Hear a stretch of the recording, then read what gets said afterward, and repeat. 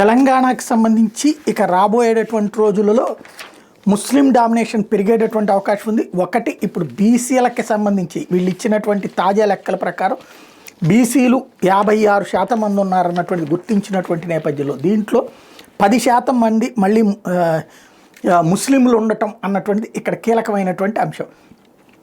ఈ నేపథ్యంలోనే రాబోయేటటువంటి రోజుల్లో అసలు సమస్య ఉండబోతోంది. తెలంగాణలో 46.25% బీసీలు, ముస్లింల్లో 10.08% కలిపితే 56.25%.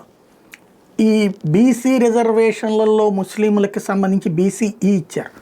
ఇప్పుడు అక్కడ కనుక రిజర్వేషన్లు బీసీఏకి ఇన్ని కార్పొరేటర్ సీట్లు, బీసీబీకి ఇన్ని కార్పొరేటర్ సీట్లు ఇట్లా కాకుండా కనుక ఉట్టి బీసీలో ఏ గ్రూప్ అయినా ఓకే అనేటటువంటి కాన్సెప్ట్ నడిస్తే కనుక రాబోయేటటువంటి రోజులలో ఉద్యోగాలలో, వ్యాపారాలలో, విద్యా వ్యవస్థలో అన్నిట్లలో కూడా బీసీ కేటగిరీ కింద ముస్లింలే ఎక్కువ స్థానాలు సంపాదించుకుంటారు.